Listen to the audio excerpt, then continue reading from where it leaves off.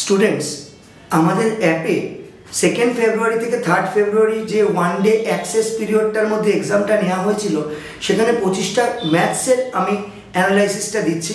তো first question বলছে, কোনো একটা আর্টিকেলের কস্ট প্রাইস এবং মার্ক প্রাইসের রেশিও দেওয়া আছে 4:7।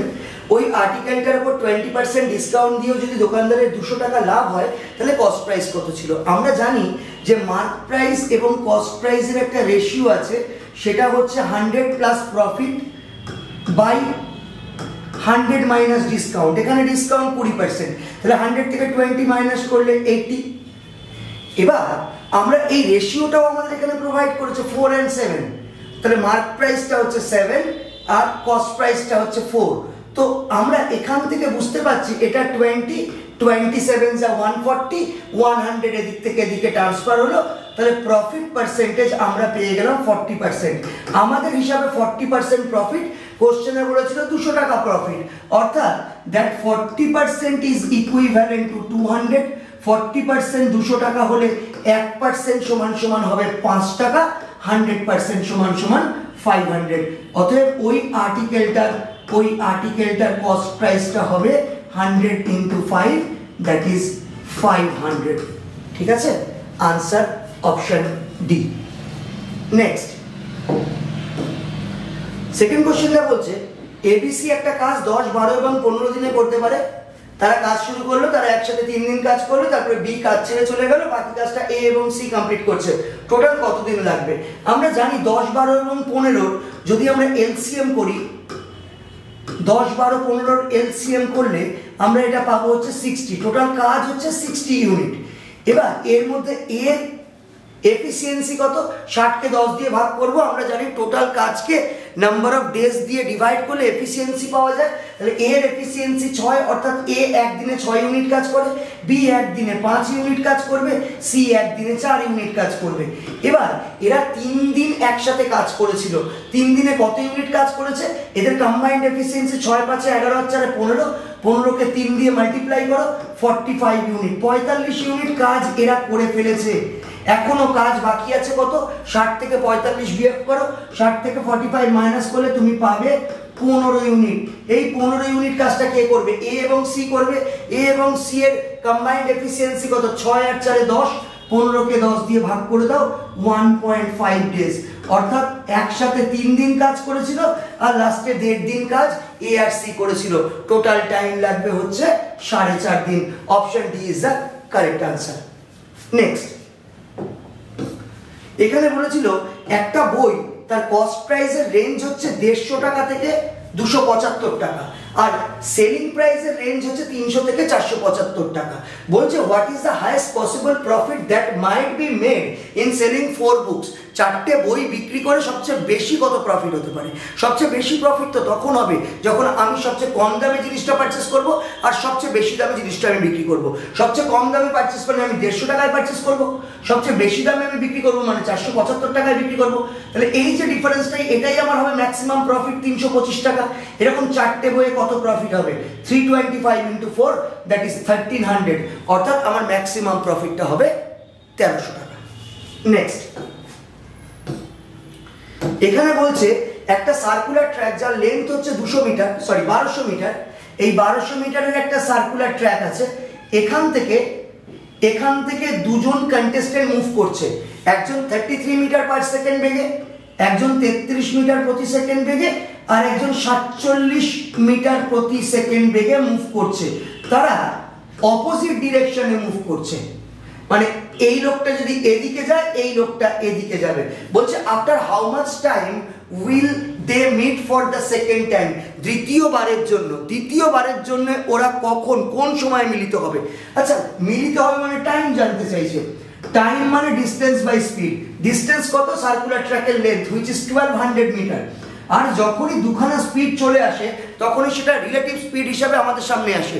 অপোজিট ডিরেকশনে আমরা জানি রিলেটিভ স্পিড প্লাস হয়, সেম ডিরেকশনে রিলেটিভ স্পিড মাইনাস হয়। তাহলে 47 আর 33 অপোজিট ডাইরেকশন, যোগ করলে 80 হবে। 1200কে 80 দিয়ে ভাগ করো, কত হবে? এটা প্রথমবার মিলিত হবে।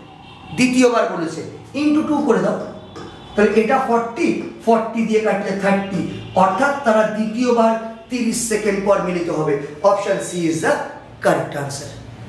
নেক্সট, এখানে বলছে A is chasing B in the same interval of time. A jumps 8 times. A jumps 8 times while B jumps 6 times.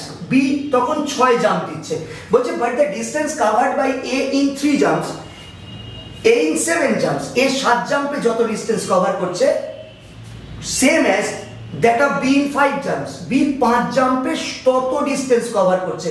এদের রেশিও বার করতে বলছে। এই রেশিও, এই ডেসক্রিপটিভ অ্যাপ্রোচ কোনো সময় আমি কয়েকটা কোশ্চেনের আমি ডেসক্রিপটিভ অ্যাপ্রোচ ইউটিউবে আপলোড করব, তখন তোমরা দেখতে পারবে, বা আমি আমার অ্যাপেও আপলোড করব। তার মধ্যে এরকম একটি এই কোশ্চেনের একটি আছে, সেটা টাইম টু টাইম তোমরা দেখতে পারবে। তো এখন এটা স্মার্ট অ্যাপ্রোচ হচ্ছে, খুব দ্রুত অঙ্কটা করার একমাত্র প্রসেস হচ্ছে ক্রস মাল্টিপ্লিকেশন করা। এরকম এরকম এই রেজাল্টটা তোমার লেফট হ্যান্ডে বসবে, কিন্তু তার আগে যদি তুমি ক্যান্সেল করতে পারো, কিছু ছোট করতে পারো, অবশ্যই করবে। 6 এবং 8 এখানে কাটলে এটা 4 আসবে, এটা 3 আসবে।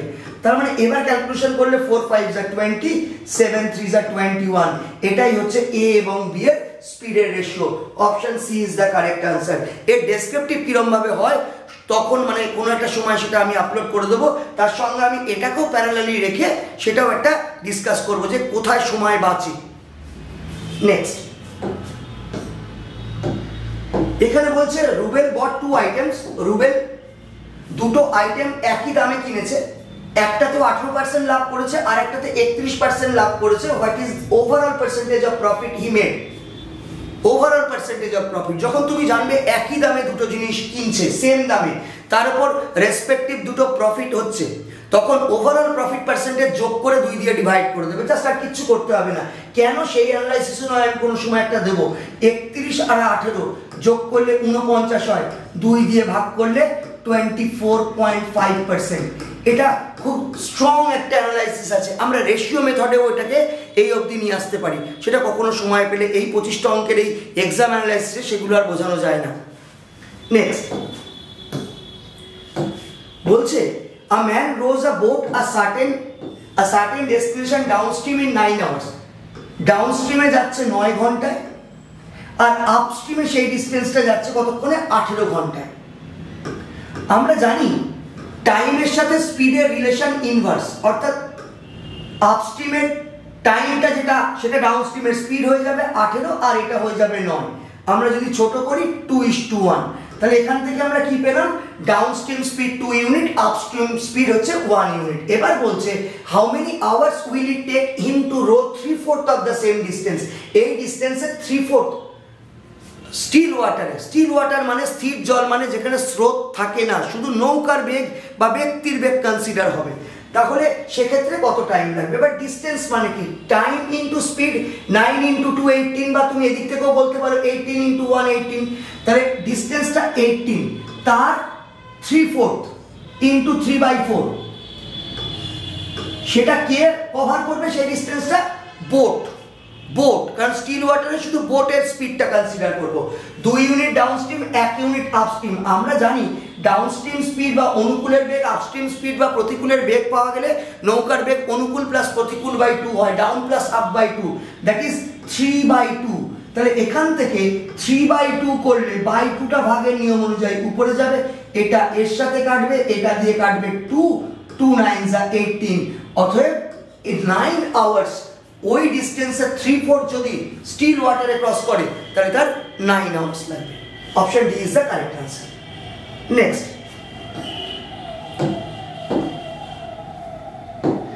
in a constituency 90% of the total number of people on the electoral roll cast their votes। আচ্ছা, টোটাল ভোটার আমি x ধরলাম, তার 90% মানে 9/10 ভোট দিয়েছে। যারা ভোট দিয়েছে তার 12% ভোট নষ্ট হয়েছে, তার মানে 88% ভোট ভ্যালিড ছিল। এই ভ্যালিড ভোটের 65% মানে 65/100 এটা উইনার পেয়েছে। বলছে উইনার পেয়েছে 51480। এইখান থেকে যদি আমি ক্যালকুলেশন করি, এটা 22, এটা 25, এটা পাবো 13, এটা পাবো 20। এখান থেকে যদি তুমি x এর ভ্যালু দেখো তুমি পাবে 1 lakh. Option D is the correct answer. Total voter হবে 1 লাখ। ঠিক আছে। নেক্সট বলছে a pipe is cut into two pieces, একটা পাইপকে দুটো টুকরে ভাঙা হয়েছে। the shorter pipe is 30% of the length of the pipe, গোটা পাইপের 30% লেন্থ হচ্ছে শর্টার পাইপের। 30% এর ফ্র্যাকশন ভ্যালু কত? 3/10। তাহলে গোটা পাইপটা 10 ইউনিট হলে ছোট পাইপটার লেন্থ হচ্ছে, ছোট টুকরোটার লেন্থ হচ্ছে রাদার 3 ইউনিট। তাহলে এটা যদি 3 ইউনিট হয় তাহলে বাকিটা 7 ইউনিট। এবার প্রশ্নটা কি, by how much percentage is the shorter pipe shorter than the longer pipe? Longer pipe থেকে শর্টার পাইপ কত পার্সেন্ট কম? আচ্ছা কত কম? 4 ইউনিট কম। কার ওপর কম? 7-এর ওপর কম। এটাকে পার্সেন্টেজে নিয়ে যেতে হবে। আমরা এটাকে 100 দিয়ে গুণ করেও বলতে পারি, বা আমরা জানি 1-এর 7 মানে কি, এখানে একটা 1 আছে, তো 1-এর 7 মানে 14 পূর্ণ 2-এর 7%। তাহলে এটাকে যদি আমরা গুণ করি, মুখোমুখি গুণ করা যায়, 14×4 = 56 আর 4×2 = 8/7। 8/7 মানে হচ্ছে 1 পূর্ণ 1-এর 7, 56 1-এ 57, 57/1/7%। অর্থাৎ শর্টার যে সাইডটা আছে বা পিসটা আছে সেটা ওই লঙ্গার পিসের থেকে এত পার্সেন্ট কম। Option D is the correct answer. Next বলছে the area of a rhombus is 144 centimeter square. If one of the diagonals is double the other, the length of its diagonals are. দুটো কর্ণ আছে, কর্ণ দুটো একটা অপরটা দ্বিগুণ। ওই রম্বসের ক্ষেত্রফল বলছে 144, তাহলে কর্ণ দুটোর দৈর্ঘ্য বার করতে হবে। আমরা জানি রম্বসের এরিয়া হচ্ছে half into product of diagonals d1 into d2, এটাই সমান সমান 144। এর মধ্যে একটা অপরটা ডাবল, তাহলে একটা যদি x হয় আর একটা 2x, আর এই যে দুইটা এর সঙ্গে গুণ হয়ে যাবে। গুণ দরকার নেই, এমনি রেখে দাও এটাকে। এখান থেকে 2 2 কেটে যাচ্ছে, 2 2 কেটে গেলে x স্কয়ার 144 মানে x হয়ে যাবে 12। x যদি 12 হয় 2x হবে হচ্ছে 24। তাহলে ওই কর্ণ দুটোর লেন্থ হবে 12 সেন্টিমিটার আর 24 centimetre. C is the correct answer. Next এখানে বলছে a bicycle wheel has a radius of 42 centimeter if it makes 40 revolutions in 25 seconds. একটা সাইকেলের চাকার রেডিয়াস বলছে 42 সেন্টিমিটার, বলছে 25 সেকেন্ডে সাইকেলটা 40 বার পূর্ণ আবর্তন করে। তাহলে প্রশ্ন হচ্ছে ওই চাকা বা ওই সাইকেলটা, এখানে চাকা মানে সাইকেলটা স্পিড বার করতে হবে। তো আমি দেখব একটা বার পূর্ণ আবর্তন মানে তার পরিধি 2πr। তাহলে 2πr এর ভ্যালু কি? 2 ইন্টু 22/7। আর এর ভ্যালু কি আছে? রেডিয়াস হচ্ছে 42। এরকম কত পাক ঘুরেছে? 40। কতক্ষণে ঘুরেছে? আছে এটা সেন্টিমিটার, সেন্টিমিটারকে 100 দিয়ে ভাগ করলে এটা মিটার। কত সেকেন্ডে ঘুরেছে? 25 সেকেন্ডে। তাহলে এটা যেটা বেরোলো এটা হচ্ছে মিটার পার সেকেন্ডে ওই চাকাটা স্পিড। কিলোমিটার পার আওয়ারে নিয়ে যাওয়ার জন্য আমরা জানি 18/5 দিয়ে আমরা মাল্টিপ্লাই করে দিই। এটার ক্যালকুলেশন করলে তোমরা পাবে 15.2। একদম এক্স্যাক্টলি 15.2 পাবে না, ওই কাছাকাছি 15.2 পাবে। Option C is the correct answer. Next excluding stoppage, কোন জায়গায় না থামলে একটা ট্রেনের স্পিড হয় 20 kilometre per hour, and including stoppage it is 15 kilometre per hour. কোন জায়গায় থেমে থেমে গেলে, রেলওয়ে মানে স্টেশনগুলোতে থেমে থেমে গেলে 15 কিলোমিটার প্রতি ঘন্টা বেগে যায়, কোথাও না থামলে 20 কিলোমিটার প্রতি ঘন্টা বেগে যায়। প্রশ্ন হচ্ছে for how many minutes does the train stop per hour? প্রতি 1 ঘন্টা চললে কতক্ষণ ট্রেনটা বিভিন্ন স্টেশনে থামার জন্য রেস্ট নেবে? তো আমাদের একদম সহজ অ্যাপ্রোচ হচ্ছে যদি কোথাও না দাঁড়াতো তখন স্পিডটা হতো 20। বিভিন্ন জায়গায় দাঁড়াবার ফলে স্পিড কতখানি কমেছে? 20 থেকে 15 হয়েছে মানে 5 হয়েছে। তো এই যে রেশিও 1/4, এই রেশিওটাই অ্যাকচুয়ালি এত ঘন্টা রেস্ট, 1/4 ঘন্টা রেস্ট। এটাকে মিনিটে কনভার্ট করে নাও, 60 দিয়ে মাল্টিপ্লাই করে দাও, 4 15 60, অর্থাৎ প্রতি 1 ঘন্টা চললে ট্রেনটা 15 মিনিট রেস্ট নেবে। এটা ভীষণ ইম্পর্টেন্ট একটা টাইম, সেটা স্টেট লেভেলেও হোক বা সেন্ট্রালেও হোক। Option A is the correct answer. Next বলছে the investment made by A and B are in the ratio 5:4, 5:4 অনুপাতে ইনভেস্ট করছে। যদি 10% of the total profit donated and A gets ₹9,000 as his share of profit থেকে A যদি 9,000 টাকা পায় আগে 10% চ্যারিটিতে donate করার পর, তাহলে what is the amount of total profit? Total profit হচ্ছে 100 ইউনিট, 10% ডোনেট হয়েছে, তাহলে বেঁচে আছে 90 ইউনিট। এই 90 ইউনিট টাকাটাই 5:4 অনুপাতে ভাগ করা হয়েছে, তাহলে এটা 9 ইউনিট। 9 ইউনিট যদি 90 হয়, 9 ইউনিট 90, তাহলে 1 ইউনিট মানে কত? 1 ইউনিট মানে 10, 5 ইউনিট মানে 50। এই 50 যেটা, সেটার ভ্যালুই হচ্ছে 50-এর ভ্যালুই হচ্ছে 9000, কারণ এ 9000 টাকা শেয়ার পেয়েছিল। ইনভেস্টমেন্টের রেশিওতেই প্রফিট শেয়ার হয়, তো এখান থেকে একটা 0 কাটলাম, এটা হচ্ছে 180। 1 ইউনিট যদি 180 হয়, টোটাল তো 100 ইউনিট, 100 ইউনিটের ভ্যালু হবে হচ্ছে 18000 টাকা। এটা আমি option B is the correct answer. এটা আমি এমন একটা ডেটা ছিল, আমি 10 ইউনিট ধরেও কাজ করতে পারতাম। 10, 1 ইউনিট বাদ যেত 9, 5:4, মানে 9 ইউনিট মানেই 9, 5 মানে একদম ডাইরেক্ট 5 মানে হচ্ছে 5, সেখান থেকে 5 মানে ওখান থেকে তোমাকে ভাগ করে নিয়ে আসতে হতো, ব্যাস সহজেই বেরিয়ে যেত। নেক্সট,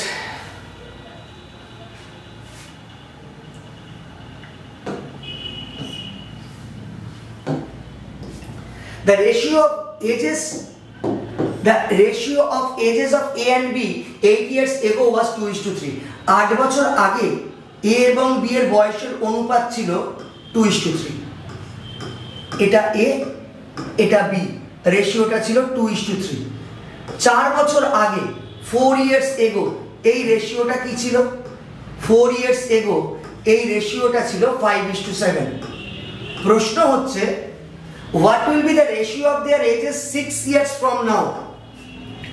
তার মানে আগে যখন আছে একটা প্রেজেন্ট আছে, আর প্রেজেন্টের পরে 6 বছর পর, মানে 6 years hence, এই দুটো ফ্যাক্টর এখানে কাজ করবে। আচ্ছা, এই 8 বছর আগে থেকে 4 বছর আগে এই ডিফারেন্সটা তো 4 বছর, এটা তো 4 ইয়ার্স এর গ্যাপ। তো তাহলে এইখান থেকে 2 থেকে 5 এর গ্যাপ 3, 3 থেকে 7 এর গ্যাপ 4, এইটা নিশ্চয়ই স্ট্যাটিক হওয়া উচিত, এটা তো ডিফারেন্ট হওয়া উচিত না, কিন্তু এখানে ডিফারেন্ট হয়েছে। এখানে 3 ইউনিটের গ্যাপ, এখানে 4 ইউনিটের গ্যাপ।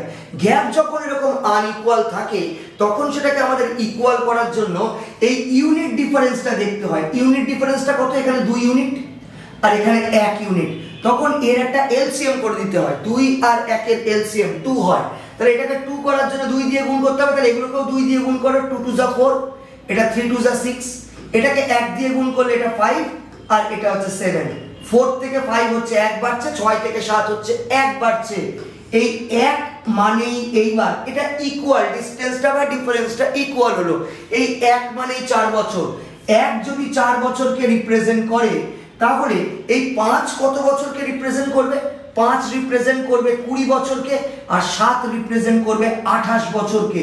তাহলে 4 বছর আগে বি এর বয়স ছিল 28 বছর, এ এর বয়স ছিল 20 বছর। এই 6 বছর পরের রেশিওটা বার করতে বলেছে। 4 বছর আগে থেকে 6 বছর পর এই ডিফারেন্সটা হচ্ছে 10 বছর, কারণ 4 বছর থেকে প্রেজেন্ট থেকে আরো 6 বছর, তাহলে 10 বছরের গ্যাপ হবে। 20 সঙ্গে 10 যোগ করব 30, 28 সঙ্গে 10 যোগ করব 38, 30:38 অর্থাৎ 15:19। Option D is the correct answer. Next, এখানে এই সিম্পলিফিকেশনটা আছে, একটা স্টেপেই করে ফেলা যায়। দেখো, 1 - 2 এর 3, এটা মানে 1 এর 3। এই 1 এর 3 এটা উল্টালে কি হবে? 3 হবে। তার মানে 1 - 3 এই হিসাবটা আমার গিয়ে দাঁড়াচ্ছে -2, এই হিসাবটা আমার দাঁড়াচ্ছে -2। এই মাইনাসে মাইনাসে প্লাস, তাহলে এই মাইনাসে মাইনাসে প্লাস হলে তাহলে এটা 1 + হাফ হয়ে গেল। তাহলে এই রেজাল্টটা এই মুহূর্তে দাঁড়ালো 1 + হাফ মানে 3/2। এইবার 1 - 1/3/2 ভাগের নিয়ম অনুযায়ী দুইটা উপরে যাবে, 1 - 2/3। 3 থেকে 3 এলসিএম হলো, 3 থেকে 2 গেল 1/3। So your answer is option C. ঠিক আছে, নেক্সট বলছে 17⁻260 is divided by 18, the remainder is। আমরা জানি 2 3 7 8 এর ক্ষেত্রে সাইক্লিসিটি রুল অ্যাপ্লাই করা যায়। সাইক্লিসিটি রুল মানে হচ্ছে পাওয়ারটা যদি 4 দিয়ে ডিভিসিবল হয়ে যায়, কমপ্লিটলি ভাগ করা যায়, তাহলে পাওয়ারটাকে কনসিডার করতে হবে অ্যাজ 4। যদি পাওয়ারটা কমপ্লিটলি ডিভিসিবল না হয়, তাহলে যতখানি পোর্শন 4 দিয়ে ভাগ করার পরে বেঁচে রইল, পাওয়ারটাকে আমাকে তাই কনসিডার করতে হয়। এখানে 7 টু দি পাওয়ার 17 তো আর ধরবো না, 7 ধরবো, 260 4 দিয়ে ডিভিসিবল, তাহলে 4 দিয়ে ডিভিসিবল হলে আমি কনসিডার করবো 7 টু দি পাওয়ার 4। 7 4 বার গুণ হলে কি হয়? 7 দুবার গুণ হলে 9 হয়, 49 এর 9, আবার দুবার গুণ হলে 49 এর 9, 9 9 81, ইউনিটে 1। আচ্ছা, 1 দিয়ে 18 দিয়ে ভাগ করছি, তার থেকে ছোট যা হবে সেটাই remainder. So answer is option C, 1 is the correct answer. Next, এখানে বলছে একটা 9 ডিজিট নাম্বার আছে 468 x5138y is divisible by 72। মনে রাখবে 72 দিয়ে ডিভিসিবল মানে কি? এটা 8 দিয়েও ডিভিসিবল হবে, এটা 9 দিয়েও ডিভিসিবল হবে। তাহলে বার করতে বলেছে √4x + 3y। অ্যাকচুয়ালি তার মানে আমাদের পরিষ্কার বলছে x আর y এর ভ্যালু তুমি খুঁজে বার করো, আমরা সেটাই খুঁজছি। আমরা 8 এর ডিভিসিবিলিটি জানি, কোন একটা নাম্বারে লাস্ট 3টে ডিজিট মিলিয়ে যে নাম্বারটা তৈরি করে সেই নাম্বার যদি 8 দ্বারা ডিভিসিবল হয়, then only the whole number is divisible by 8. In case of 9, sum of digits, if sum of digits of a number is divisible by 9, then only the whole number is divisible by 9. সমস্ত সংখ্যাগুলোর যোগফল যদি 9 দ্বারা বিভাজ্য হয়, তাহলে সংখ্যাটাও 9 দ্বারা বিভাজ্য হবে। তাহলে এখানে আমি যদি 8 দিয়ে ভাগ করি, 4 × 32, 6 থাকছে, 6 থাকছে, 6 এর পরে y এর কিছু ভ্যালু বসবে যেটা 8 দ্বারা বিভাজ্য হবে। আচ্ছা, y বা x অল আর সিঙ্গেল ডিজিট নাম্বারস, 0 থেকে 9 এর মধ্যে থাকবে। এবার খুব সহজেই বোঝা যায়, এর জন্য বেশি অঙ্কের বুদ্ধি লাগে না। 6 এখানে রিমাইন্ডার ছিল, তার সংখ্যাটা 60 এর ঘরে হবে, মানে 60 থেকে শুরু করে 69 পর্যন্ত এর মধ্যে কোনো সংখ্যা হবে যেটা 8 দ্বারা বিভাজ্য। 60 এর ঘরের একটাই সংখ্যা 8 দ্বারা বিভাজ্য, সেটা হচ্ছে 64। তাহলে ডেফিনেটলি এই সংখ্যাটা ওয়াইটা ডেফিনেটলি 4 হবে, তবেই মানে 384 হলেই তবেই সেটা 8 দ্বারা বিভাজ্য হবে। এটা 8 দ্বারা ডিভিসিবল হলো। এবার 9 এর ডিভিসিবিলিটির ক্ষেত্রে আমরা কি জানি? সাম অফ ডিজিটস, যেখানে 9 হয়ে যায় সেটাকে ক্যান্সেল করে দেবো। 4 6 10 আর 8 18, 9 দ্বারা ডিভিসিবল, বাদ হয়ে গেল। 5 8 6 1 3 9 ডিভিসিবল হয়ে গেল। 8 আর 4 12, 9 দিয়ে বেরিয়ে যাওয়ার পরে 3 রইল। এবার x এর ভ্যালু কি হবে? 3 এর সঙ্গে x এর ভ্যালু কত যোগ করলে সেটা 9 দ্বারা বিভাজ্য হবে? সব থেকে ছোটটা নিশ্চয়ই 6 হবে, বড় আমি নিতেই পারবো না, কারণ নিতে গেলে ও সিঙ্গেল ডিজিটকেও ক্রস করে চলে যাবে। তার মানে x এর ভ্যালু আমার এক্ষেত্রে দেখতে পাচ্ছি 6। এখানে ভ্যালু বসিয়ে দাও 4x, 4 × 6 24, 3 × 4 12, 34 12 36, যার স্কয়ার রুট করলে তুমি পাবে 6। B is the correct answer. Next,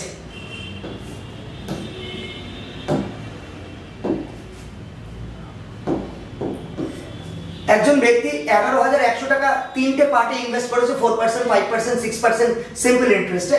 At the end of a year he received equal interest। বছরের শেষে সে সব 3টে কেস থেকেই ইকুয়াল ইন্টারেস্ট আর্ন করেছে। The amount invested at 5%।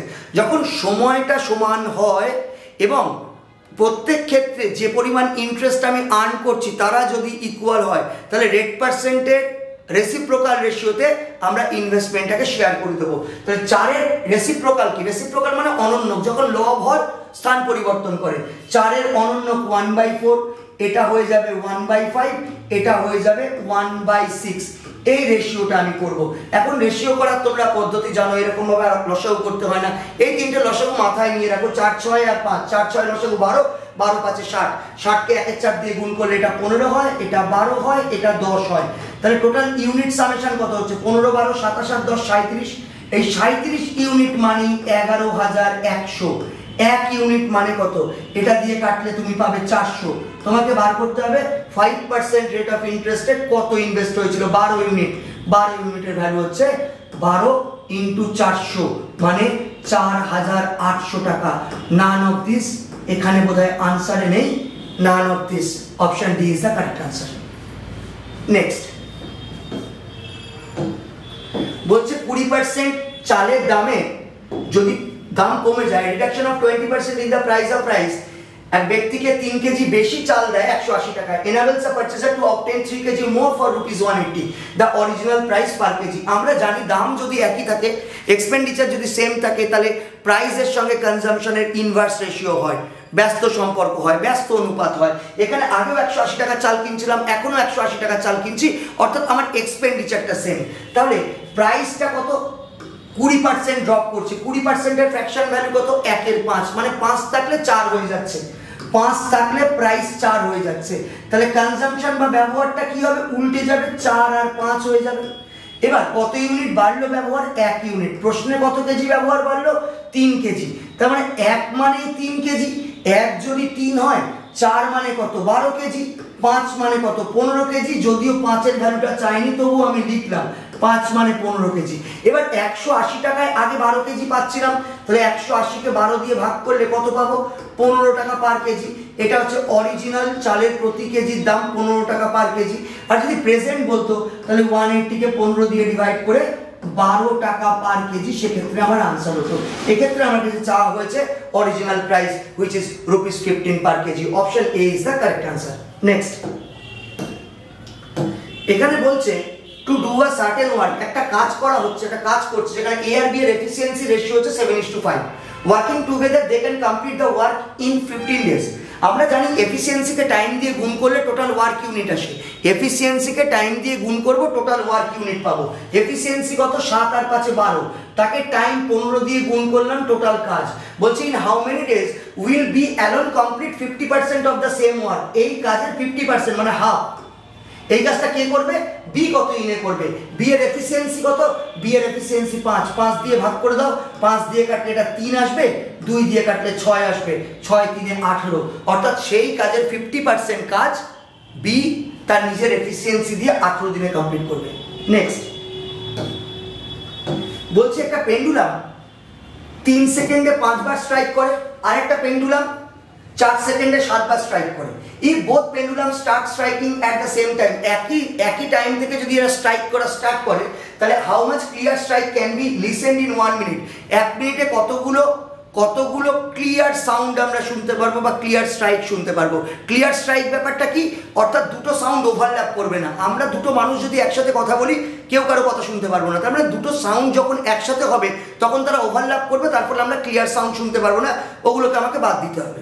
এবার নর্মাল হিসাব দেখি, 3 সেকেন্ডে 5 বার যদি স্ট্রাইক করে, 1 মিনিট মানে 60 সেকেন্ড, 3 এর 20 গুণ 60, 5 এর 20 গুণ, অর্থাৎ এই পেন্ডুলামটা 60 সেকেন্ডে 100 বার স্ট্রাইক করে। ঠিক একই রকম ভাবে 4 সেকেন্ডে 7 বার, 1 মিনিট মানে 60 সেকেন্ড, 4 এর 15 গুণ, 7 এর 15 গুণ, 105 বার, অর্থাৎ 100 আর 105 205 বার স্ট্রাইক করবে। কিন্তু মুশকিল হচ্ছে এর মধ্যে এই যে সময়, এই যে 3 সেকেন্ড এবং 4 সেকেন্ড, এই প্রতি 3 সেকেন্ড এবং 4 সেকেন্ডের যে এলসিএমটা আছে, এইখানে কিন্তু সাউন্ড ওভারল্যাপ করবে। এলসিএম কত হবে? 12। 3 আর 4 এর এলসিএম 12, তাহলে 60 এর মধ্যে 12 কবার পাবো? 60 সেকেন্ড মানেই তো একটা মিনিট। 12, 24, 36, 48, 60, মানে এখানে আমি 5 বার পাবো। এই 5 বার কি পেলাম? এটা হচ্ছে এমন 5 বার যে 5 বারে শব্দ দুটো একই সঙ্গে হচ্ছে, মানে ক্লিয়ার সাউন্ড আমার কাছে তৈরি হচ্ছে না। এই 5 মাইনাস করব, 200 বার হলো। কিন্তু এটাও আমার আনসার নয়, কারণ ওই যে বলছে তারা সেম টাইম থেকে স্ট্রাইক করা শুরু হয়েছিল। আরে 12 সেকেন্ডে যে ক্লিয়ার সাউন্ড পাওয়া যাচ্ছে না, এটা তো দ্বিতীয়বার। প্রথমবারও যখন একসাথে স্ট্রাইক করেছিল, তখনও তো এটা শোনা যাচ্ছিল না, তাই তো? কারণ একই সঙ্গে চলছে। ওই একটাও এখানে আমি মাইনাস করব। 199 ইজ দ্য কারেক্ট আনসার। 199, অর্থাৎ 199 বার আমাদের ক্লিয়ার সাউন্ড আমরা শুনতে পারবো। নেক্সট, এখানে এ এবং বি প্লাস সির একটা রেশিও দিয়েছে, খুব সুন্দর একটা problem. A by B plus C equal to 3/4, আর এখানে বলছে B by C plus A, সেটা সমান সমান 6/7। বার করতে বলছে C by A plus B. খুব ভালো একটা প্রবলেম। দেখো, অনেক রকম নিয়ম আছে, বাট সহজ অ্যাপ্রোচটা বলছি। এখানে এই অঙ্কটার ক্ষেত্রে 3টে ভ্যারিয়েবল আছে এবিসি। এই এবিসি একই অঙ্কেতে ডিফারেন্ট ভ্যালু নিতে পারে না। তাহলে এই এবিসির সামেশন এখানে কত? 7 ইউনিট। এখানে এবিসির সামেশন হচ্ছে 13 ইউনিট। তাহলে এবিসি যারা কিনা ভ্যারিয়েবল কিন্তু একই অঙ্কের মধ্যে দাঁড়িয়ে আছে, তার সামেশন কি করে চেঞ্জ হবে? তার সামেশন চেঞ্জ হয়ে যাচ্ছে। তাহলে এটাকে ইকুয়াল করতে হবে। এটাকে ইকুয়াল করার নিয়ম হচ্ছে এর লসাগু বা এলসিএম করে দিতে হবে 91। তো তো 91 করলে 7কে 13 দিয়ে গুণ করব, তবে এটা 91 হয়। তাহলে এটাকেও 13 দিয়ে গুণ করব, 3 13 39 পাবো, 4 13 52 পাবো। এটাকে 91 করতে গেলে 7 দিয়ে গুণ করতে হয়, তাহলে এটা পাবো 6 7 42, এটা পাবো 7 7 49। কি পেলাম একটু ভালো করে বোঝো। এর ভ্যালু পেলাম আমি 39, বি এর ভ্যালু পেলাম আমি 42, এবিসি মিলিয়ে 91, এ আর বি মিলিয়ে 81 চলে গেছে, এই দুটো যোগ করলে 81। তাহলে সি এর ভ্যালু ডেফিনেটলি 10, তাহলে সি এর ভ্যালু 10, এ প্লাস বি হচ্ছে 81, 10:81। None of this is the correct answer. Next,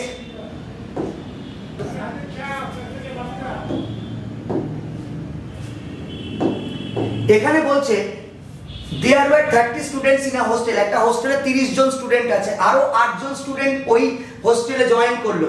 এতে প্রত্যেক দিনের গড় খরচ, প্রত্যেক দিনের মোট খরচ যেটা, সেটা গড়ে 42 টাকা করে বেড়ে যাচ্ছে, কিন্তু পার হেড স্টুডেন্টের এক্সপেন্ডিচার 1 টাকা করে কমে যাচ্ছে। তাহলে আগে স্টুডেন্টদের টোটাল এক্সপেন্ডিচার কত ছিল? এবার দেখো একটা লাইনে অঙ্কটা করা যায়। আচ্ছা, এখন 30 আর 8 38 জন স্টুডেন্ট হলো, তাদের গড় খরচ 1 টাকা করে কমে যাচ্ছে, তাহলে মোট কমছে কত? 38 টাকা কমে যাচ্ছে।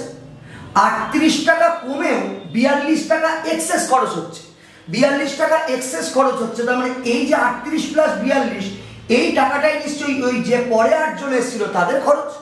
এটা হয়ে যায় 80, 80/8 মানে 10 টাকা পার হেড এক্সপেন্ডিচার ছিল। প্রথমে 30 জন ছিল, 30 × 10 300 টাকা। Option C is the correct answer. Next বলছে দুটো ট্যাপ আছে, 15 ঘন্টা এবং 20 ঘন্টায় একটা সিস্টেমকে ফিল করতে পারছে, আর একটা থার্ড পাইপ আছে, এটা 5 ঘন্টায় সিস্টেমটাকে খালি করছে। ইফ দ্য পাইপস, যদি পাইপগুলো 9টা 10টা এবং 11টার সময় ওপেন করা হয়, কখন ট্যাঙ্কটা খালি হয়ে যাবে? তাহলে তোমরা দেখতে পাচ্ছ এ বি সি, এই এ ইনলেট, বি জল ভরার নল ইনলেট, সি আউটলেট। আউটলেট বা যে জল খালি করে তার এফিসিয়েন্সি নেগেটিভ হয়, তাই মাইনাস দিয়েছি। এ 15 ঘন্টায় ফিল করে, বি 20 ঘন্টায় ফিল করে, আর সি 5 ঘন্টায় খালি করে। তিনজনের কম্বাইন্ড এফিসিয়েন্সি 15 20 5 এর হচ্ছে 60, অর্থাৎ এ এর এফিসিয়েন্সি হচ্ছে 4, বি এর হচ্ছে 3, আর সি এর হচ্ছে -12। এইবার কি হলো, এ নলটা 9টায় খোলা হয়েছে, আর সি নলটা বা আউটলেট খোলা হয়েছে 11টা। তাহলে এ নলটা 2 ঘন্টা জল ভরার অপরচুনিটি পেয়েছে। 2 ঘন্টায় সে এই 4 এফিসিয়েন্সিতে 8 ইউনিট জল চৌবাচ্চায় নিয়ে গেছে, 8 ইউনিট জল এ চৌবাচ্চাতে নিয়ে গেছে। বি 10টা থেকে 11টা 1 ঘন্টা এই 3 এফিসিয়েন্সিতে 1 ঘন্টায় 3 ইউনিট জল নিয়ে গেছে, অর্থাৎ চৌবাচ্চায় 11 ইউনিট জল ঢুকে গেছে। এখন বাজে সকাল 11টা। এই 11টার সময় 3টে নলই একসঙ্গে অপারেট করবে। তাহলে এই জায়গায় দাঁড়িয়ে এদের কম্বাইন্ড এফিসিয়েন্সি কি হবে? এদের যৌথ এফিসিয়েন্সি সেটা হবে হচ্ছে, 3টে যোগ করে দাও, 4 + 3 7, 7 - 12 -5। এই কম্বাইন্ড এফিসিয়েন্সি নেগেটিভ মানে আলটিমেটলি 3টে নল একসঙ্গে চললে চৌবাচ্চা খালি হয়ে যাবে। কত এফিসিয়েন্সিতে খালি হবে? 5 এফিসিয়েন্সিতে। কতটা খালি হবে? যতটা জল ঢুকেছে। জল ঢুকেছে কত ইউনিট? 11 ইউনিট। 11 ইউনিট জল কতক্ষণে খালি হবে? 11/5। 11/5 মানে 2/1/5 আওয়ার্স। 2 × 1 = 5 ঘন্টা। 1 = 5 ঘন্টাকে 60 দিয়ে গুণ করলে 12 মিনিট হয়। তাহলে 2 hours 12 minutes। 11টা থেকে 2 ঘন্টা 12 মিনিট মানে 1টা 12 মিনিট। Option C is the correct answer. এই সময় চৌবাচ্চা খালি হয়ে যাবে। নেক্সট, এই প্রবলেমটা দেখো। আমরা জানি একটা মিক্স ফ্র্যাকশন মানে, এই ফ্র্যাকশনটার মানে হচ্ছে এর ইন্টিজার পোরশন প্লাস এর ফ্র্যাকশনাল ভ্যালু। এই দুটোর সাথেই 99 গুণ ছিল। তার মানে এর সাথেও 99 মাল্টিপ্লাই ছিল, এর সাথেও 99 মাল্টিপ্লাই ছিল। এরপরে এই স্টেপেই আমরা আনসার করতে পারি বা একটা স্টেপ বড় জোর বাড়াতে পারি। দেখো, তুমি যদি এটার সাথে এটা কাটো, তুমি 5 পাবে। 1/5 আর 494/5, এই দুটোকে অ্যাড করলে 5 তো লসাগু, 1 + 494, তার মানে তুমি 495 পাবে, যাকে কাটলে তুমি 99 আসে। আর এই 999টাকে তুমি লিখতে পারো 1000 - 1 আর এই 99। তাহলে এখানকার ক্যালকুলেশনে তোমার আসছে 99, এখানে 99 দিয়ে মাল্টিপ্লাই করলে 99000, আর এটা -99, এই দুটো কেটে গেল, তোমার আনসার হয়ে গেল B option. Option B is the correct answer. আমরা আজকে এই 25টা কোশ্চেনের অ্যানালাইসিস দিলাম। পরবর্তী ক্ষেত্রে পরের সপ্তাহে আবার যখন এক্সাম হবে আমরা চেষ্টা করব তারও ক্লিয়ার অ্যানালাইসিস দেওয়ার। Thank you.